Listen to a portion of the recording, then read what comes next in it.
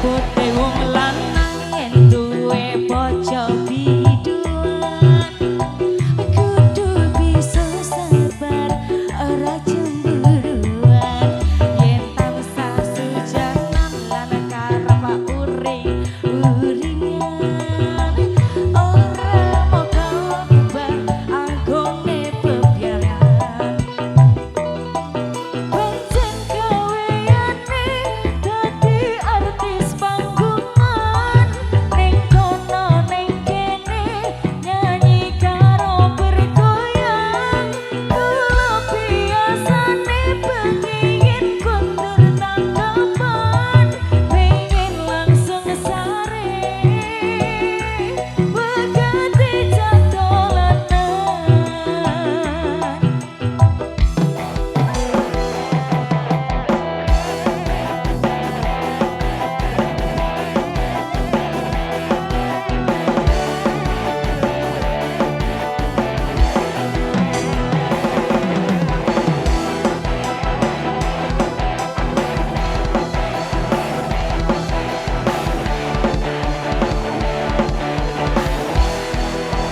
marai kuatir atine wong lanang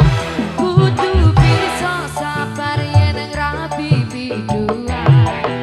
mekane wis nganggo akrabi sing cingkrang-cingkrang paniki pate goyangane merangsang Bagakai opo pinggul digoyang-goyang sajak disengaja mancing-mancing saweran yen sing melu joget wis mendem banyu setan kadang jolang-joling mencari kesempatan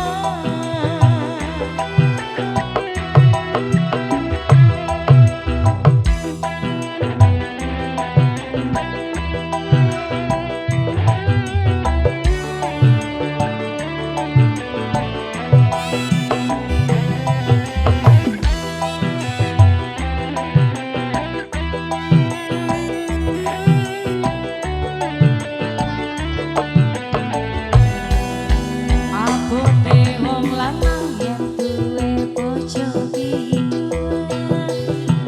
kudu bisa sabar ora cemburuan yen tansah sujanan lan karep uring-uringan ora moko bubar anggone bebrayan pancen gaweane dadi artis panggungan ning kono ning kene nyanyi karo bergoyang kula biasane pengin kundur tanggapan pengen tahu sare wegati jadolanan sing marai kuatir atine wong lanang panggung mrono mrene dari perhatian apa maneh yen nganggo klambi sing cingkrang-cingkrang panik pripate goyangane merangsang Bagakai opo pinggul digoyang-goyang saja disengaja mancing-mancing saweran yen sing melu joget wis mendem banyu setan pengen colak-colek mencari kesempatan Satu Luna